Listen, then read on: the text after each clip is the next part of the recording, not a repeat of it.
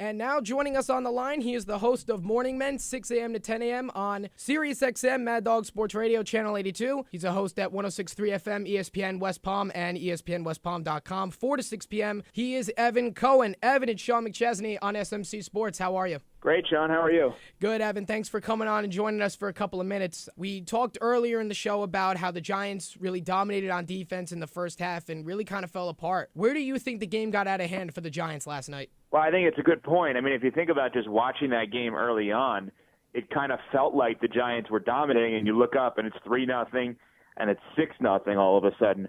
I'm going to give you a weird one. To me, the moment where the Giants ended up losing that game was on a mistake by the Packers that benefited the Packers. At the end of the first half, Aaron Rodgers was trying to drive the team downfield. It was 7-6 Green Bay. They were going to get the ball to start the second half. And Rodgers threw a pass to tight end Jared Cook over the middle, like inside the 10-yard line, 15-yard line. Cook drops the ball. If he catches the ball, Green Bay had no timeouts left in that first half. If he catches the ball, there's no way Green Bay can get down in time to spike the ball to set up a field goal or run another play. Because he drops it, Green Bay gets another play. That's the Hail Mary. They go into the half up 14-6. And they never really looked back after that. Even when Mike McCarthy was trying to give, the coach of the Packers, of course, trying to give the Giants a chance on that 4th and 1, the Giants still ultimately blew it because they only made it to 14-13, and then they let the Packers drive downfield. So to me, as weird as it sounds, if Jared Cook for the Packers catches that ball, who knows what happens the rest of the way. You know, I never even really thought of it that way. That's actually a great insight for those who really weren't paying attention. Also, the Giants came into the game very cocky. I thought they came in ready to play, but in my opinion, I said it before, I thought the whole Miami trip had nothing to do with the loss, but everybody's been talking about it today. What was your take on when you found out that the Giants did go to Miami, and do you believe in your heart it was a factor in last night's loss or not? No, I don't think it's a factor in the loss at all. Is it like a dream scenario? No, I don't think that's like what you're dreaming of. If you're a head coach, I don't think Ben McAdoo is sitting there saying, yeah, I'd love my guys to fly to another state on an off day. But I also don't think he really thinks about what they're doing on an off day. Because if you think about what 53 different, let's just say it this way, employees are doing on an off day, you're going to be exhausted on your off day. Where's this person? Where's that person? That's a little much. So, I mean, they didn't do anything wrong. My only issue, and it has nothing to do with the game yesterday, but my only issue is, why did they have to publicize it? Right. And I get it. It's 2017. These are 20-some-odd-year-old millionaires, but they're also 20-some-odd-year-old millionaires who are really smart. I mean, let's I'm not an Odell Beckham Jr. fan, but at the same time, let's not make Odell Beckham Jr. out to be a bad guy.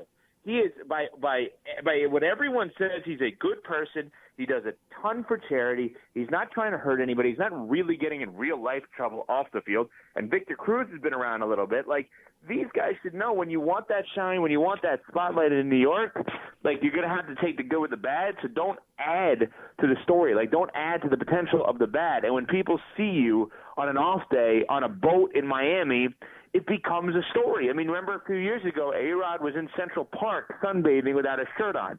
That has nothing to do with how well he plays or how poor he plays, but it becomes a story. In New York, you've got to make sure you control the message. It almost, in some ways, puts into perspective just how amazing Derek Jeter's career was, because he always was able to control that message.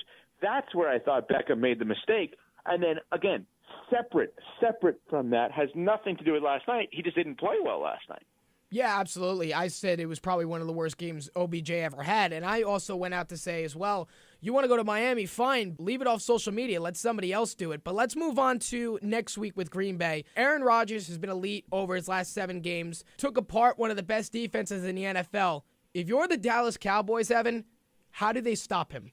Yeah, I think the way that they stop him, and it's going to be, the cliche kind of way of looking at it, is just keep him off the field. I mean, which actually works for the Cowboys. When you have a dominant offensive line and you have a team that runs the football and doesn't make mistakes like Dallas does with Elliott and Prescott, that I think it's, having that 10, 11, 12, 13, 14, 15-play drive over and over and over again, even if you're not resulting in a touchdown every single time, just keep him off of the field.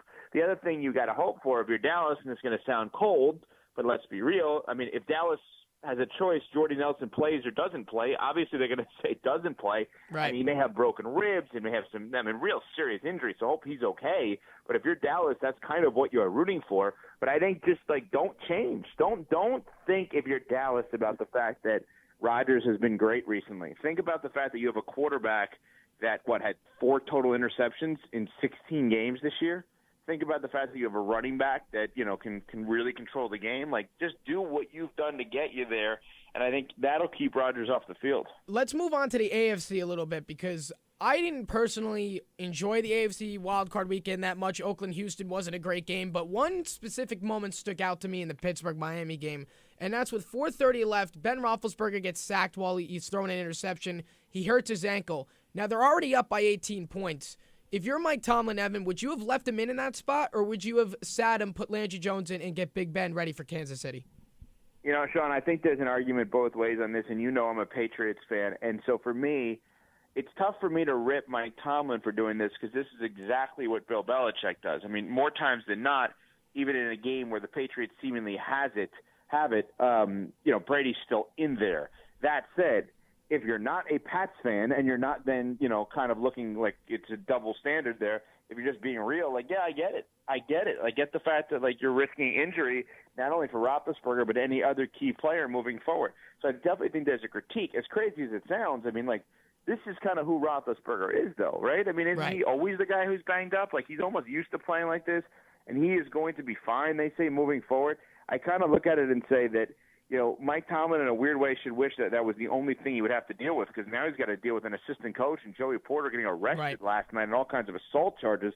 That's going to be more annoying for him to deal with today, I would think. Yeah, I agree with that. Speaking of you being a Patriots fan, we all know that. Now, in your opinion, who do you think in the AFC is the biggest threat to stop the Patriots? Houston, because they're next. That's the way. You can't be a Patriots fan and look past the one game. I think everybody's kind of looking past Houston, which I don't know that that's necessarily fair. You look at Houston, and, they obviously got crushed by the Patriots earlier this season.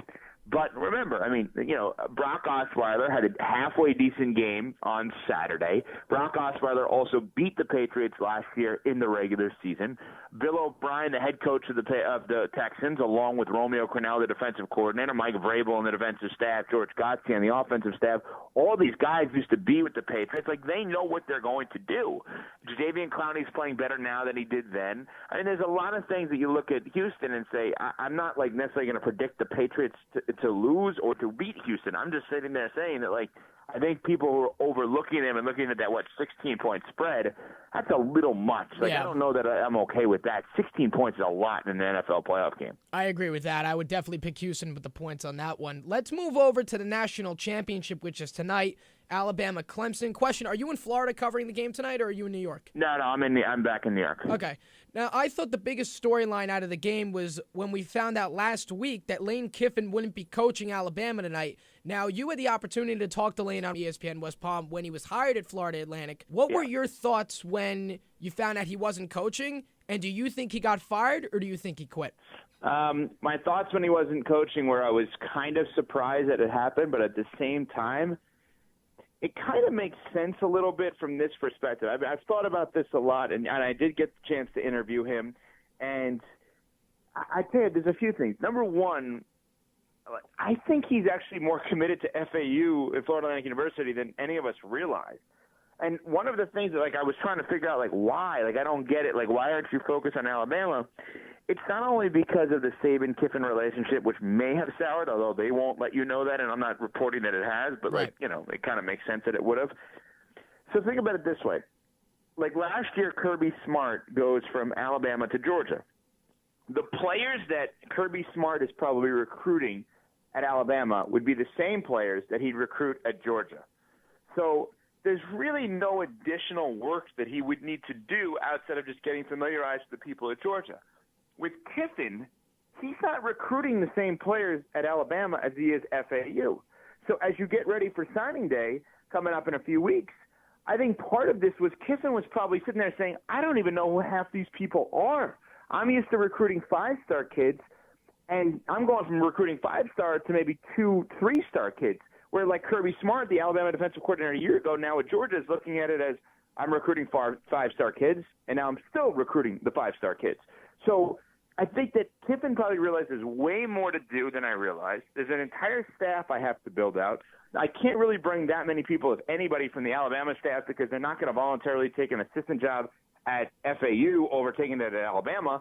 I think that kind of overwhelmed him a little bit. I think he realized that, he wasn't really given the full effort. I think Saban was probably rightfully so bothered by some of the interviews and some of the things that he had said in the media because now that he was allowed to talk because of the FAU job, he needed to promote himself. And I just think it ended. It just ended. I think he quit and he got fired. I think he quit. He put in his notice when he got the FAU job, and I think Saban was like, listen, in layman's terms, I need 20 of 24 hours of the day solely focused on Alabama.